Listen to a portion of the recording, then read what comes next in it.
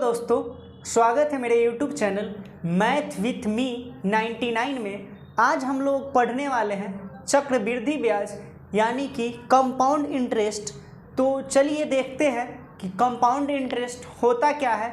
आज हम इस वीडियो में कंपाउंड इंटरेस्ट के बेसिक बात करेंगे।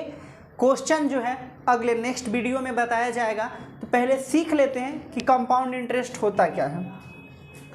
जब हम कंपाउंड इंटरेस्ट की बात करते हैं तो पहले बात आता है प्रिंसिपल को, PRICIPAL।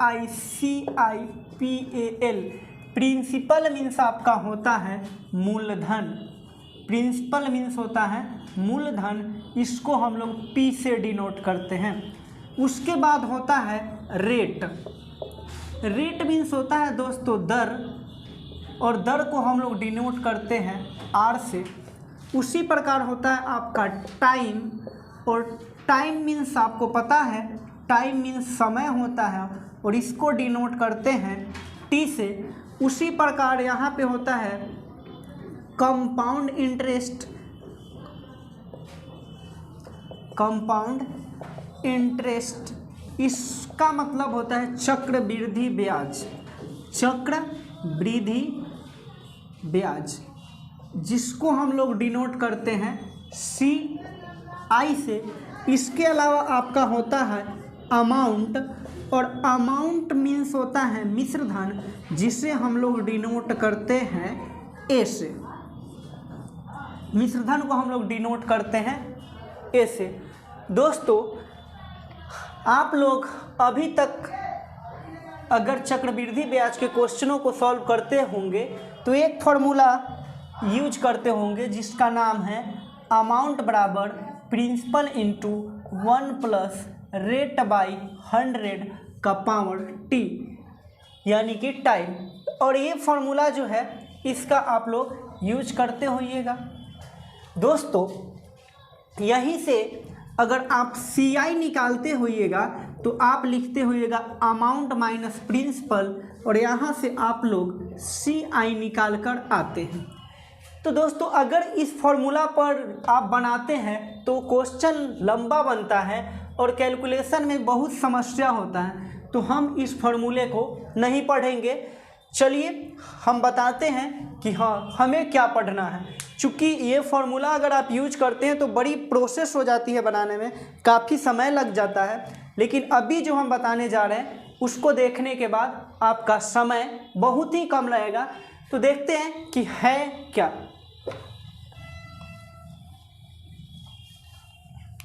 क्वेश्चन को सॉल्व करते हैं तो आपका 2 साल और 3 साल का केस अधिक पूछा गया है, और पूछा भी जाता है। आपसे 5 साल 6 साल का चक्रवृद्धि ब्याज में क्वेश्चन नहीं पूछा जाता है।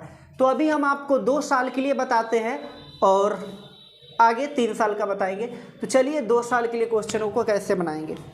तो दोस्तों, आपको यहाँ पे रेट दिख रहा होगा, टाइम दिख रहा होगा। SI मतलब होता है सिंपल इंटरेस्ट, CI मतलब होता है कंपाउंड इंटरेस्ट, और CI माइनस SI यानी कि कह सकते हैं चक्रवृद्धि ब्याज और साधारण ब्याज का अंतर से क्वेश्चन जो है बहुत ज़्यादा पूछा जाता है। तो चलिए देखते हैं कि किस प्रकार बनाते हैं हम। ये रेट है। अगर 1% के रेट से 2 साल के लिए अगर SI निकालते हैं, चक्रवृद्धि ब्याज निकालते हैं, तो सीधा आप 2% निकालेंगे। 1 गुना 2 में 1 से गुना कीजिएगा, 2% आपका SI हो जाएगा। और अगर यही आपको CI निकालना है, 2 साल के लिए अगर आपको CI निकालना है, तो इसके लिए क्या करते हैं दोस्तों, CI निकालना है तो सिंपल आप क्या करते हैं, आप करते हैं रेट का स्क्वायर इंटू रेट को टाइम के साथ गुना कर दीजिएगा, तो आपका CI निकल जाएगा। अगर उसी प्रकार SI निकालते हैं तो रेट को टाइम के साथ गुना करके आप SI निकाल सकते हैं, और CI निकालने का तरीका आपका 2 साल का यही है। क्या करना है दोस्तों, रेट का स्क्वायर करना है, यानी कि आपको 1% दिया है, इस 1% का स्क्वायर कीजिएगा तो कितना होगा, तो 1 ही होगा। उसके बाद दोस्तों आपको पीछे की तरफ से 2 अंक लेना है, तो 1 का स्क्वायर करेंगे तो 1 ही, और यहाँ पे 0 लगा देंगे। चूंकि हमें 2 अंक लेना था, 2 अंक के बाद दशमलव लगा देंगे। चलिए, उसके बाद रेट को टाइम के साथ गुना कर लेना है। रेट को किसके साथ गुना करना है? टाइम के साथ।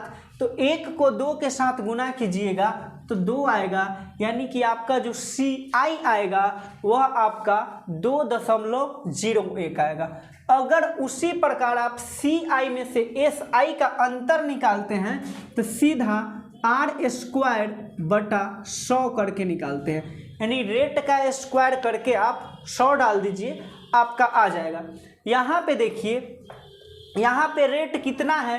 तो 1 है। 1 का स्क्वायर कीजिएगा, 1 को आप 100 से भाग कीजिएगा तो आपका 0.01 ही आएगा। नहीं समझ में आया तो यहाँ पे देखिए, रेट कितना है? 1, और 1 का स्क्वायर 1, अब बट्टा में अगर आप 100 कीजिएगा तो 0.01 आएगा, यानी कि 0.01 यहाँ पे आया। तो इस प्रकार आप CI में से SI को घटा के निकाल सकते हैं। नहीं तो आप यहाँ पे भी देखिएगा, तो CI में से SI घटाइएगा तो 2.01 में से 2 घटा लेते हैं तो 0.01 ही आएगा। चलिए दोस्तों, आगे देखते हैं। अगर हमें रेट दे रखा है 2% और समय 2 साल है और SI निकालेंगे तो SI बराबर क्या होता है? Rate into time. 2 को 2 से गुना करिएगा तो आपका 4% जो आएगा वह SI आएगा। वही CI की बात किया जाए तो क्या है? रेट का स्क्वायर, यानी 2 का स्क्वायर करेंगे तो क्या होगा? 4, और दशमलव के बाद 2 अंक लिखना है तो यहाँ 2 अंक पुराने के लिए एगो 0 डाल लिए, उसके बाद दशमलव दे देना है। उसके बाद रेट को टाइम के साथ गुना कर लेना है। रेट को टाइम के साथ गुना कर लेना है तो 2 दूनी 4, यानी कि 4.04% CI हो गया।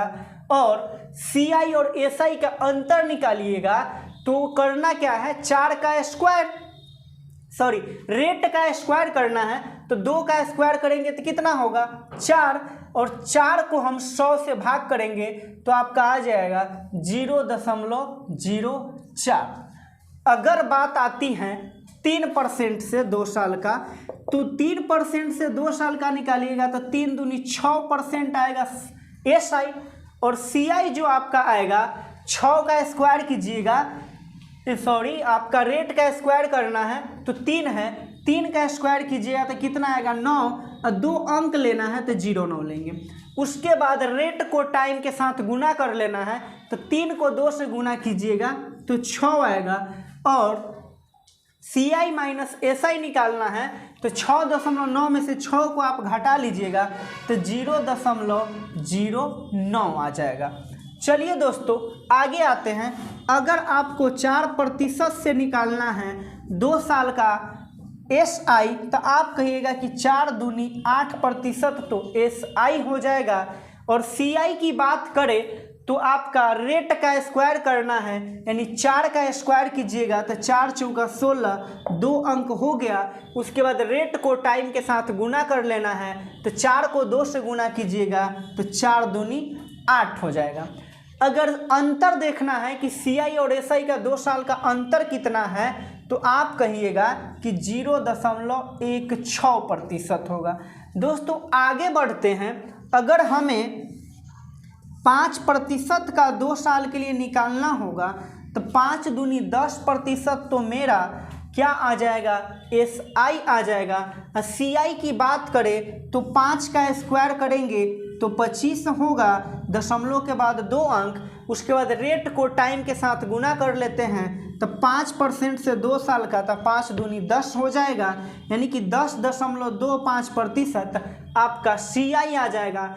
अगर इसके अंतर की बात किया जाए तो 0.25% में आपका CI माइनस SI आ जाएगा।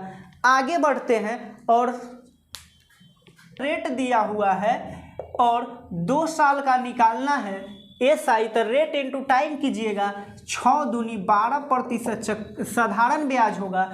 अगर चक्रवृद्धि ब्याज की बात करना है तो रेट 6% है तो 6 का स्क्वायर होता है 36.2 अंक हो गया। रेट इंटू टाइम तो 6 दूनी 12 हो जाएगा।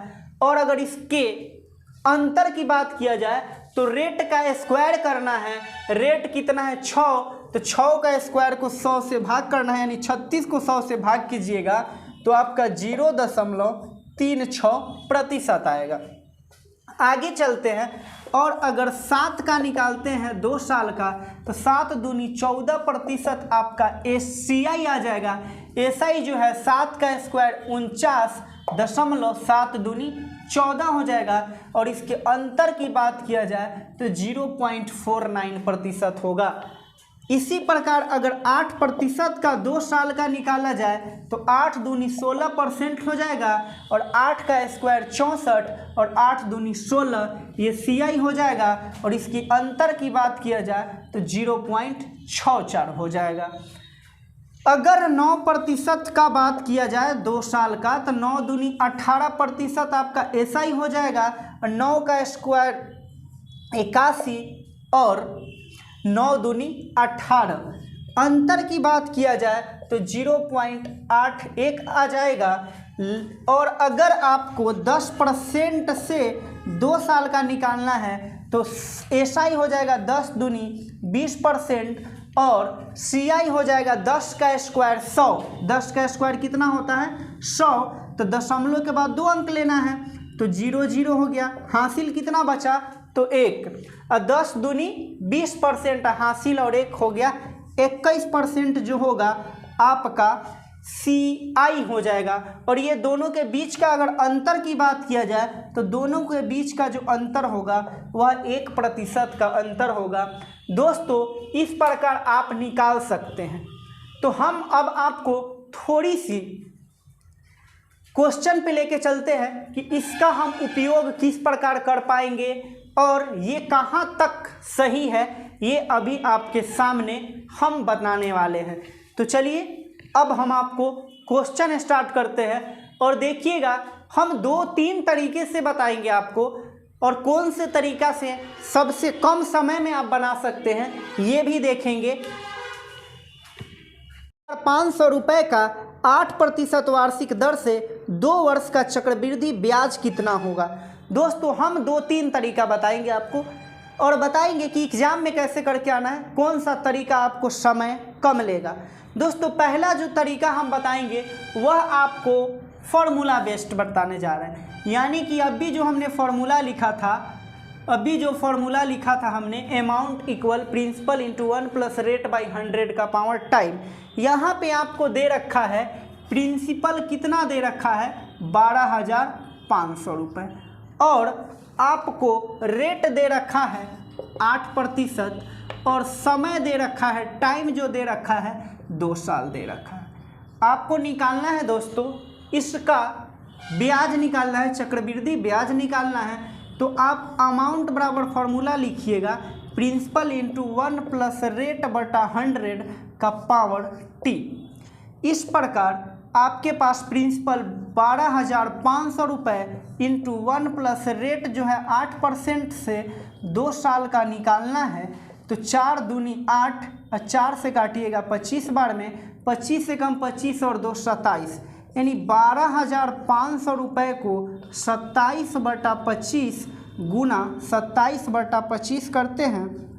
25 से काटेंगे 25 पचे 125, 2 जीरो का 2 जीरो, 25 से इसको काटेंगे 25 दूनी 50, 0 का 0। अब आपके पास कैलकुलेशन की बात आएगी, 27 को 27 से मल्टीपल करना है, उसके साथ 20 से भी मल्टीपल करना है। तो 2 अंक का अगर मल्टीपल करना चाहते हैं तो बहुत बेहतरीन तरीका है। 7 को 7 से मल्टीपल कीजिए, 7 से 49, हासिल आपका 4 आया। 7 दूनी 14 और 7 दूनी 14, 14 और 14 28 और हासिल 4, 32 के 2, हासिल अब बचा 3, 2 दूनी 4 और 3 होता है 7। यानी कि 27 को 27 से गुना कीजिएगा तो 729 गुना यहाँ पर 20 है, यानी कि आप कहिएगा 0, 9 दूनी 18, 2 दूनी 4 1 5 और 7 दूनी 14, 14,580 रुपया आपका मिश्रधन आ गया। और हमें ब्याज निकालना है CI। तो CI बराबर फॉर्मूला बताए हैं अमाउंट माइनस प्रिंसिपल। अमाउंट है आपके पास 14,580 रुपये और प्रिंसिपल है आपके पास 12,500 रुपये। यहाँ से हम माइनस करते हैं, 0 में से 0 गया 0, 8 का तो 8, 5 का तो 5, 14 में से 12 गया तो 2, यानी 2080 रुपये जो है आपका चक्रवृद्धि ब्याज आ जाएगा, CI आ जाएगा। अगर यही क्वेश्चन रहेगा, क्वेश्चन यही है, और हम अगर इसको दूसरा मेथड से लगाना चाहें तो दूसरा मेथड से इसको हम किस प्रकार लगा सकते हैं दोस्तों। तो आपको सिंपल सा जानना है कि 12,500 रुपये कितना है सर, 12,500 रुपये है, इसका हमको निकालना है 2 साल का चक्रवृद्धि ब्याज। तो 2 साल का चक्रवृद्धि ब्याज निकालने के लिए हम क्या करते हैं, सिंपल जो रेट होता है रेट का स्क्वायर करते हैं, यानी 8 का स्क्वायर करते हैं तो 64 आता है, और रेट को टाइम के साथ गुना कर लेते हैं तो 16 आता है, 2 अंक के बाद दशमलव बैठा देते हैं। यानी कि सिंपल हम कह सकते हैं कि 12,500 रुपये का 16.64% निकालना होगा, 16.64% आपको निकालना होगा। यही जो होगा आपका CI हो जाएगा। तो 12,500 गुना 16.64, अब प्रतिशत है तो 00, ये हटाएंगे डिजिट तो यहाँ पर भी 100। आप 2 शून्य से 2 शून्य काट लीजिएगा, अब 25 पचे 125, अब 25 चौका 100, 4 से काटिएगा 4 चौका 16, 4 एकम 4, 2 4 4 छक 24, और 416 को 5 से गुना कीजिएगा तो आपके पास 2080 यानी 2080 रुपये आपका चक्रवृद्धि ब्याज के रूप में आएगा। तो दोस्तों ये पहला तरीका हुआ, और ये हुआ आपका दूसरा तरीका, और अभी हम तीसरा तरीका भी बताएंगे। तो देखिए ये पहला तरीका हो गया, ये दूसरा तरीका हो गया। अब बताइए इस वाले तरीके में और इस वाले तरीके में कौन सा तरीका ईजी है। तो जाहिर सी बात है कि उसे बनाने में आपका कम समय लगेगा, ये तो बाई प्रोसेस हो गया।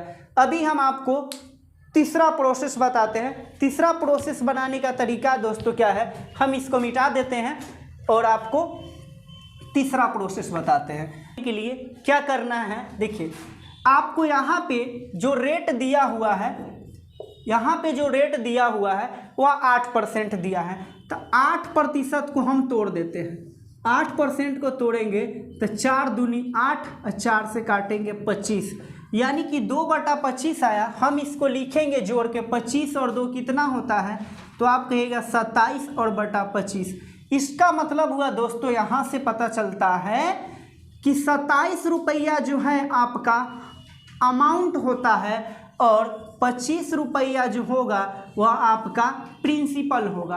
25 रुपया क्या होगा आपका प्रिंसिपल, और 27 रुपया क्या होगा आपका अमाउंट होगा। और आप कहिएगा 27 में से 25 घटाइएगा तो 2 रुपया आपका ब्याज होगा।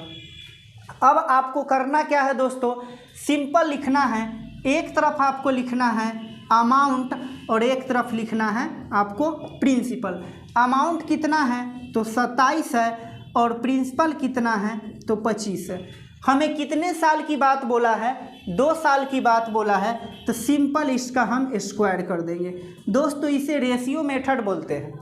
25 का स्क्वायर जो होता है आपका 625 होता है, और 27 का जो स्क्वायर होता है आपको 729 होता है।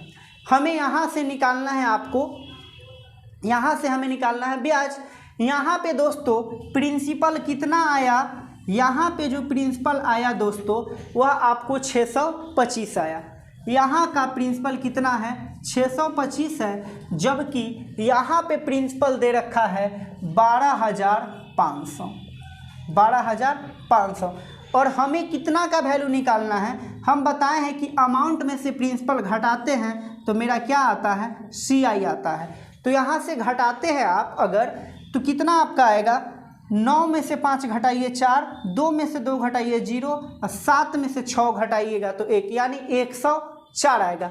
तो दोस्तों आप सिंपली ऐसे कर सकते हैं 12,500 बटा 625, और यहाँ घटाने पे कितना आया है, तो 9 में से 5 घटाए हैं तो 4 आया है, और 2 में से 2 घटाए हैं 0 आया है, 7 में से 6 घटाए 1 आया है। यानी हमको 104 का वैल्यू निकालना था, तो 104 का वैल्यू हम सिंपली यहाँ से निकाल सकते हैं। 25 को 25 से मल्टीपल करते हैं तो 625 आता है। अब 25 को अगर हम 25 को 9 से गुना करते हैं,